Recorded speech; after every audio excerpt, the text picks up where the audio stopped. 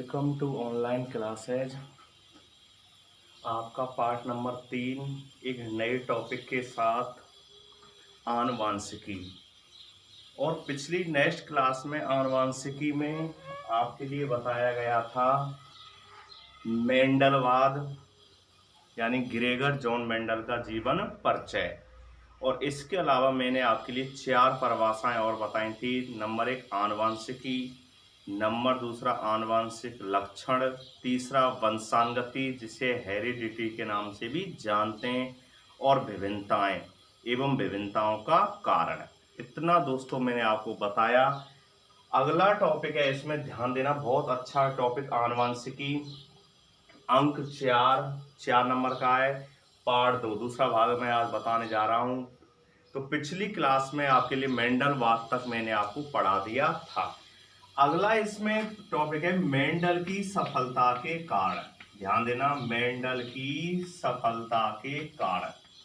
Mendel की सफलता के कारण कि जो मेंडल था, ग्रेगर जॉन मेंडल, जिसको कि हम आनुवांशिकी का पितामह कहते हैं। ध्यान देना, जिसको हम आनुवांशिकी का क्या कहते हैं, पितामह कहते हैं। ग्रेगर जॉन मेंडल को, यानी जेनेटिक्स ऑफ फादर। पिछली क्लास में मैंने आपको बताया था कि ग्रेगर जॉन मेंडल जो है, ग्रेगर जॉन मेंडल वह आनुवांशिकी का क्या कहलाता है, पिता कहलाता है। क्या कहलाता है, पिता। क्योंकि सबसे पहले आनुवांशिकी या वंशानुगति के नियमों का प्रतिपादन जो स्पष्ट रूप से किया था, या स्पष्ट रूप से जो करने का जो श्रेय प्राप्त है, वो किसको, ग्रेगर जॉन मेंडल को। अब इसमें एक अगला प्रश्न बनता है, बहुत अच्छा टॉपिक, कि मेंडल की सफलता के क्या कारण थे। यानी इसमें आप इस तरह समझो कि आनुवांशिकी के जो नियम थे, ग्रेगर जॉन मेंडल से पहले अनेकों वैज्ञानिकों ने खोजने का क्या किया था, प्रयास किया था। लेकिन वो अपने प्रयासों में क्या नहीं हुए, सफल नहीं हुए। और सबसे पहले जो सफल हुए थे ग्रेगर जॉन मेंडल, इसलिए इनको आनुवांशिकी का क्या कहते हैं, पिता। तो इनकी सफलता के क्या कारण हैं, ये प्रश्न बनता है। नोटबुक में नोट करना, प्रश्न बनता है आपका कि मेंडल की सफलता के क्या कारण थे। तो आपका उत्तर मैं बता रहा हूं, मेंडल की सफलता के निम्नलिखित कारण थे। कि जो मेंडल जो था, इसकी सफलता के क्या कारण थे, ठीक है ना, ये प्रश्न बनता है। तो इसमें आप गौर देना, मेंडल की सफलता के कारण। तो देखिए, नंबर 1, मेंडल ने एक समय में, कैसा, एक समय में, मेंडल ने एक समय में केवल एक लक्षण की वंशानुगति का अध्ययन किया। मेंडल ने एक समय में केवल एक लक्षण की, कैसी, एक लक्षण की वंशानुगति का अध्ययन किया। यानी जो मेंडल था, ग्रेगर जॉन मेंडल, उन्होंने एक समय में, यानी मेंडल ने एक समय में केवल एक लक्षण की वंशानुगति का अध्ययन किया, यानी केवल एक समय में। ध्यान देना, सफलता का पहला कारण बता रहा हूं मैं आपको कि जो ग्रेगर जॉन मेंडल थे, उन्होंने एक समय में केवल एक लक्षण की वंशानुगति का क्या किया था, अध्ययन किया था। नंबर 1। नंबर 2 चलते हैं। मेंडल ने अपने प्रयोगों के लिए, यानी मेंडल ने अपने प्रयोग के लिए, किसके लिए, प्रयोग के लिए, जो उन्होंने मटर जो था, उद्यान मटर, जिसका मैंने कल वनस्पतिक नाम भी बताया था, पाइसम सैटाइवम। क्या बताया था, पाइसम सैटाइवम। तो मेंडल ने अपने प्रयोग के लिए पादप का चुनाव, किसका चुनाव, पादप का चुनाव भी सावधानी पूर्वक किया। आई बात समझ में, कि जो मेंडल ने मटर के पादप को जो चुना था, वही उनकी सफलता का प्रमुख कारण है। क्या है, वही उनकी सफलता का प्रमुख कारण था। तो ध्यान देना, मेंडल ने अपने प्रयोग के लिए पादप का चुनाव भी सावधानी पूर्वक किया। सावधानी पूर्वक किया। ध्यान देना, दूसरा पॉइंट है ये मेंडल की सफलता के कारणों में। नंबर तीसरा, ध्यान देना, मेंडल आशावादी। कैसा था मेंडल? आशावादी था, यानी हमेशा पॉजिटिव सोचता था, यानी वो आशावादी था। मेंडल आशावादी था, यानी मेंडल आशावादी एवं भाग्यशाली था। आई बात समझ में? यानी मेंडल की सफलता के कारण चल रहे हैं। तो नंबर तीसरा पॉइंट है कि मेंडल आशावादी एवं भाग्यशाली था, भाग्यशाली था। आई बात समझ में? तो नंबर तीसरा। नंबर 4 चलते हैं, अगला पॉइंट है इसमें, ध्यान देना कि मेंडल ने, यानी मेंडल ने अपने संकरण प्रयोगों से, यानी मेंडल ने अपने संकरण प्रयोगों के आधार पर प्राप्त आंकड़ों का, यानी मेंडल ने अपने संकरण प्रयोगों के आधार पर प्राप्त आंकड़ों का सावधानी पूर्वक सांख्यिकीय विश्लेषण किया। प्राप्त आंकड़ों का सावधानी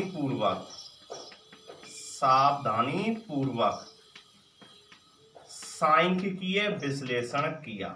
कैसा विश्लेषण किया? सांख्यिकीय, स्टैटिस्टिक्स जिसको आप बोलते हैं, सांख्यिकीय विश्लेषण किया।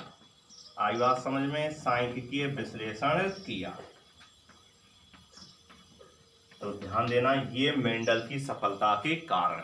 प्रश्न बनता है कि मेंडल की सफलता के क्या कारण थे, कि जो मेंडल था वो अपने प्रयोगों में सफल क्यों हुआ। ग्रेगर जॉन मेंडल को आनुवंशिकी का पितामह क्यों कहते हैं? क्योंकि उन्होंने सबसे पहले आनुवंशिकता के नियमों को क्या किया था? खोजा था, इसलिए उन्हें आनुवंशिकी का पिता यानी जेनेटिक्स ऑफ फादर के नाम से जानते हैं। आई बात समझ में? अगला प्रश्न मैंने दूसरा बता रहा हूं कि मेंडल की सफलता के क्या कारण थे। तो नंबर 1 है कि मेंडल ने एक समय में केवल एक ही लक्षण की वंशानुगति का अध्ययन किया। नंबर दूसरा है मेंडल ने अपने प्रयोग के लिए पादप का चुनाव भी सावधानी पूर्वक किया।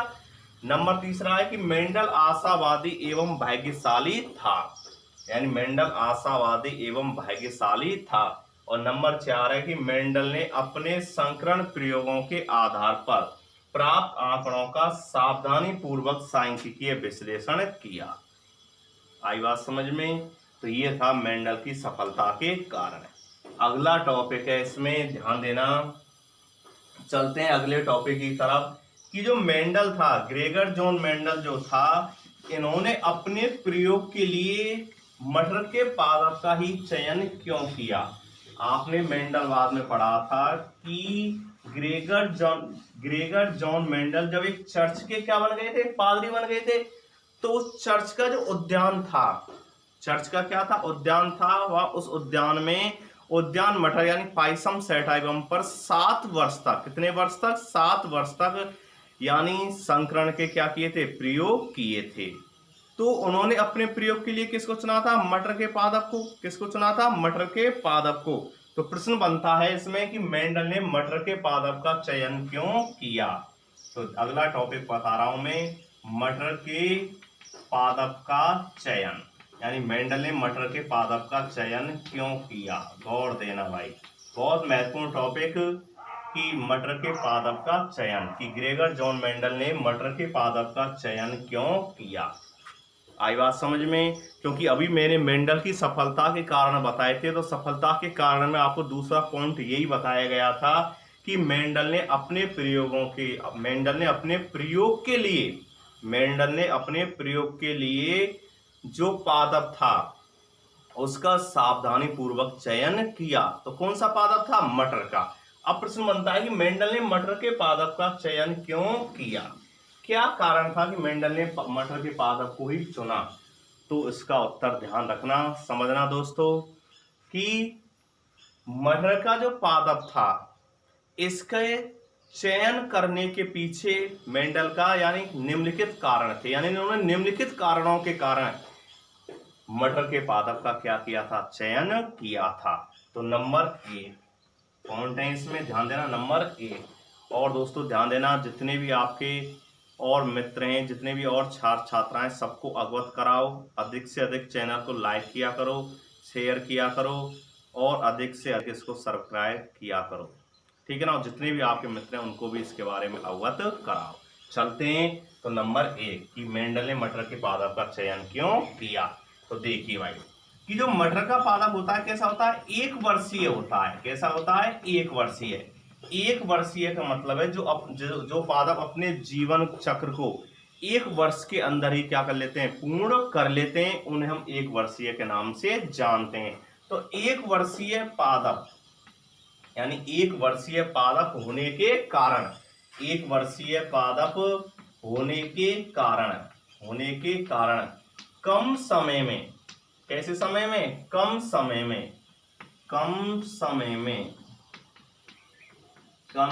में अनेक पीढ़ियों का अध्ययन किया जाना, यानी एक वर्षीय पादप होने के कारण कम समय में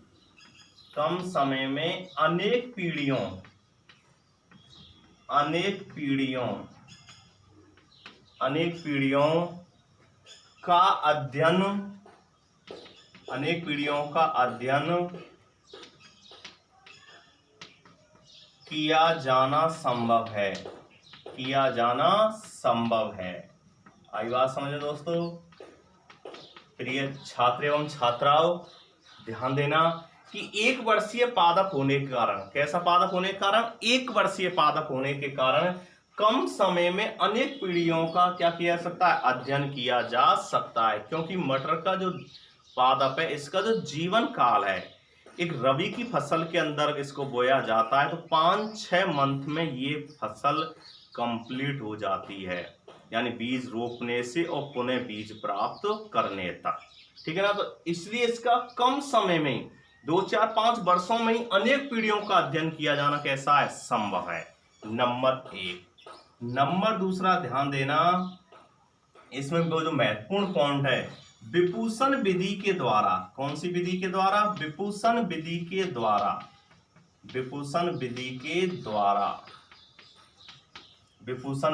द्वारा पर परागण भी सरलता से कराया जा सकता है। यानी विपुसन विधि के द्वारा पर परागण भी सरलता से, कैसा, सरलता से कराया जा सकता है। आई बात समझ में दोस्तों। प्रिय छात्र एवं छात्राओं, ध्यान देना, विपुसन विधि द्वारा पर परागण भी सरलता से कराया जा सकता है। नंबर दूसरा पॉइंट, यानी मटर के पादप का चयन, मैं बता रहा हूं मेंडल ने मटर के पादप का चयन क्यों किया। तो नंबर 2 पॉइंट बता दिए। नंबर 1 क्या बताया, एक वर्षीय पादप होने के कारण कम समय में अनेक पीढ़ियों का अध्ययन किया जाना क्या है, संभव है। और दूसरा क्या बताया है कि विपुसन विधि के द्वारा पर परागण भी सरलता से कराया जा सकता है।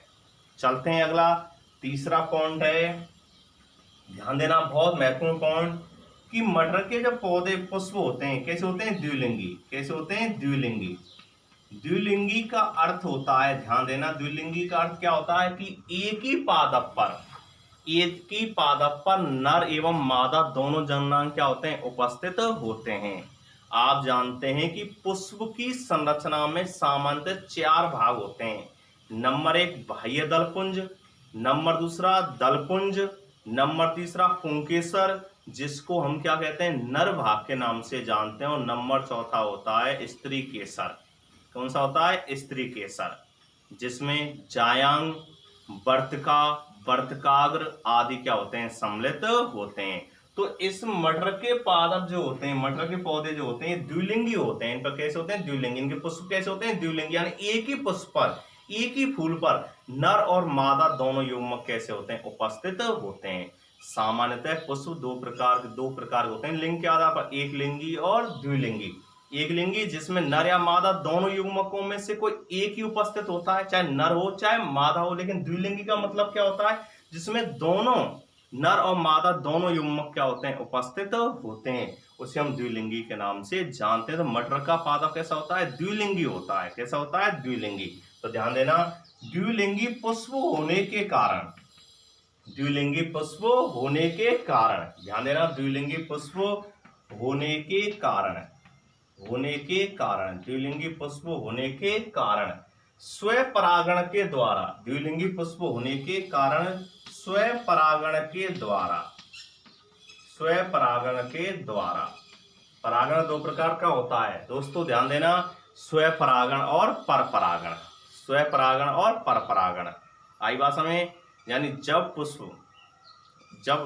के जो क्या होते हैं, पुंकेसर होते हैं, जब किसी पुष्प के पुंकेसर उसी की वर्तिका पर पहुंच जाएं तो वो तो कहलाता है स्वयं परागण। और जब एक पुष्प के परागकण किसी दूसरे पुष्प की किस पर पहुंचे, वर्तिका पर पहुंचते हैं, वर्तिका पर पहुंचते हैं, उसे हम बोलते हैं पर परागण। पर माने दूसरे के द्वारा, जो किसके द्वारा परागित हुआ है, दूसरे के द्वारा। और स्वयं माने स्वयं, तो क्योंकि मटर का पादप कैसा होता है, द्विलिंगी होता है, उसी पर नर और उसी पर मादा, इसलिए द्विलिंगी पुष्प होने के कारण स्वयं परागण के द्वारा, स्वयं परागण के द्वारा शुद्ध वंश क्रम, शुद्ध वंश क्रम, शुद्ध वंश क्रम या समयुग्मजी, या समयुग्मजी, क्वेश्चन लिख देता हूं मैं, समयुग्मजी, समयुग्मजी यानी शुद्ध वंश क्रम सरलता से प्राप्त किया जा सकता है, सरलता से प्राप्त किया जा सकता है। आई बात समझ में, द्विलिंगी पुष्प होने के कारण स्वयं परागण द्वारा शुद्ध वंशक्रम सरलता से प्राप्त किया जा सकता है। आई बात समझ में, तो ये था तीसरा पॉइंट। और नंबर चौथा पॉइंट है, ध्यान देना, कि जो मटर का पादप होता है उसमें 34 प्रकार के क्या पाए जाते हैं, विपर्यासी लक्षण पाए जाते हैं। कितने प्रकार के, 34 प्रकार के, कितने प्रकार के, 34 प्रकार के। लेकिन मेंडल ने अपने प्रयोगों के लिए कितने, 7 प्रकार के विपर्यासी लक्षणों का क्या किया था, चयन किया था। आई बात समझ में, तो ध्यान देना, नंबर चौथा पॉइंट बता रहा हूं, मटर के पादप, मटर के पौधे में, मटर के पौधे में विभिन्न विपर्यासी, विपर्यासी मतलब विपरीत, मटर के पौधे में विभिन्न विपर्यासी का मतलब क्या होता है, विपरीत, क्या होता है, विपरीत। तो मटर के पौधे में विभिन्न विपर्यासी लक्षणों के जोड़े पाए जाते हैं, विपर्यासी लक्षणों के जोड़े पाए जाते हैं, जोड़े पाए जाते हैं। ध्यान देना दोस्तों, यानी मटर का जो पादप है उसमें मैंने अभी बताया था कि 34 प्रकार के, कितने प्रकार के, 34 प्रकार के विपर्यासी लक्षण पाए जाते हैं। विपर्यासी का अर्थ होता है विपरीत, क्या होता है, विपरीत। जिसमें से ग्रेगर जॉन मेंडल ने कितने लक्षणों का चयन किया था, 7। कितने लक्षणों का चयन किया था, 7। आई बात समझे, तो कुल कितने पाए जाते हैं, 34। ठीक है ना, ध्यान रखना, कोई प्रश्न पूछ ले भाई मटर के पौधे में कितने प्रकार के विपर्यासी लक्षण पाए जाते हैं, तो तुम्हारा आंसर होना चाहिए 7। 34 होते हैं, कुल कितने होते हैं, 34। और कितने प्रकार के लक्षणों का मेंडल ने चयन किया था, 7। आई बात समझ में, तो ये आपके थे मेंडल ने मटर के पादप का चयन करने के कारण। एक इसमें प्रश्न आया है विभूषण विधि, प्रश्न आपका महत्वपूर्ण है टॉपिक, विभूषण विधि क्या होती है। तो विभूषण विधि वह विधि होती है, ध्यान देना, ये कृत्रिम विधि है, यह एक क्या होती है, कृत्रिम विधि होती है। कि क्या होती है, एक कृत्रिम विधि है जिसमें पुष्प के कलका अवस्था में, पुष्प में से जो कलका अवस्था होती है, कलका अवस्था में से पुंकेसरों को निकाल दिया जाता है ताकि स्वयं परागण ना हो सके। आई बात समझ, विभूषण क्या है, विभूषण एक वह कृत्रिम विधि है, विभूषण वह एक कृत्रिम पद है या चरण है।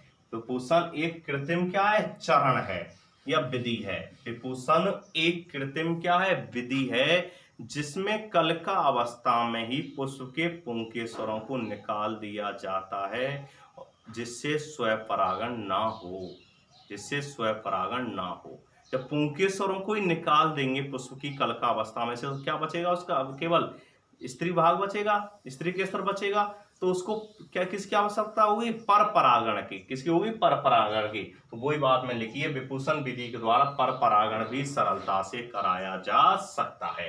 कि जो विपुसन विधि के द्वारा पर परागण, जब उसकी कलिका अवस्था में क्या निकाल देंगे? पुंकेसरों को निकाल देंगे। जब कलिका अवस्था में क्या निकाल देंगे? पुष्प के पुंकेसरों को निकाल देंगे, तो उसमें केवल कौन सा भाग रह जाएगा? स्त्री केसर रह जाएगा। और जब पुंकेसर निकल जाएंगे तो उसके लिए फिर क्या होगी? परागकणों की आवश्यकता होगी। तो परागकण कहां से आएंगे? किसी दूसरे पुष्प के द्वारा आएंगे, तो इसलिए उसको क्या बोलते हैं? पर परागण। तो इसलिए लिखा है मैंने, विपुसन विधि द्वारा पर परागण भी सरलता से कराया जा सकता है। तो ध्यान देना कि मेंडल ने मटर के पादप का चयन क्यों किया। तो एक बार और बता रहा हूं, ध्यान देना दोस्तों, कि एक वर्षीय पादप होने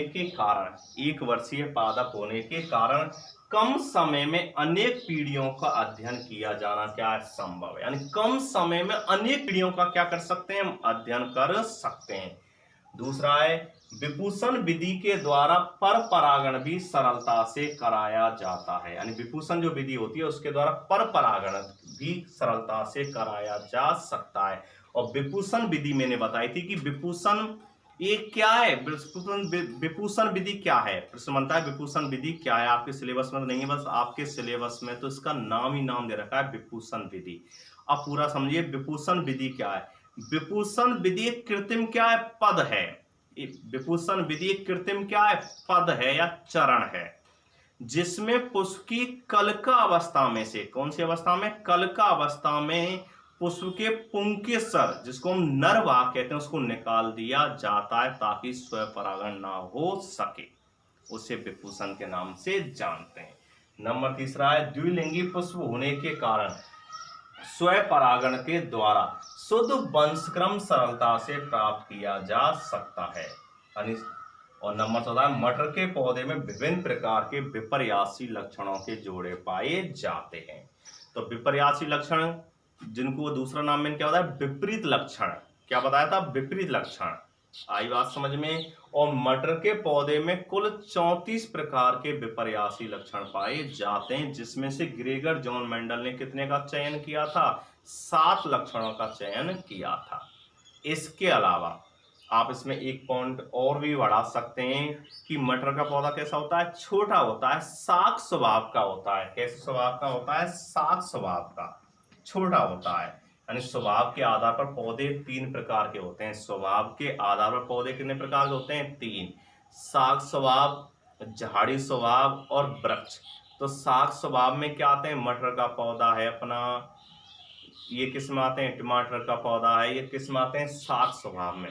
झाड़ी स्वभाव में जैसे मेहंदी है, तुलसी, यानी जिसमें टहनियां एक दूसरे के अंदर क्या होती हैं? फंसी हुई होती हैं, उन्हें हम झाड़ी स्वभाव के नाम से जानते हैं। जैसे मेहंदी है, तुलसी है, वो किस में आते हैं? झाड़ी स्वभाव में। और तीसरे कौन से होते हैं? तीसरे होते हैं वृक्ष स्वभाव, जो बड़े पादप होते हैं, जैसे नीम है, पीपल है आदि। जो बड़े पादप होते हैं वो वृक्ष स्वभाव में आते हैं। शाकी स्वभाव, झाड़ी स्वभाव और वृक्ष स्वभाव।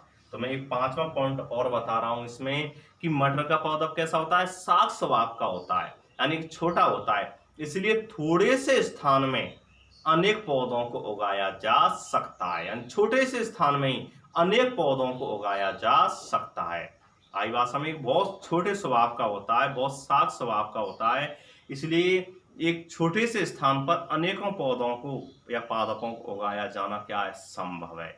इसलिए मेंडल ने मटर के पादप का क्या किया था? चयन किया था। तो आज आपको 2 टॉपिक समझाए।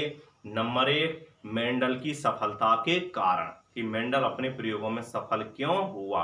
और दूसरा बताया है आपके लिए कि मेंडल ने मटर के पादप का चयन क्यों किया। कि मेंडल ने मटर के पादप का चयन क्यों किया, मेंडल ने मटर के अपने प्रयोगों के लिए मटर के पादप को ही क्यों चुना। तो निम्नलिखित आपको मैंने कारण बताए, तो इनको नोट करना, नोटबुक में लिखना। और एक नए टॉपिक के साथ मिलते हैं नेक्स्ट अगली क्लास में। थैंक्स।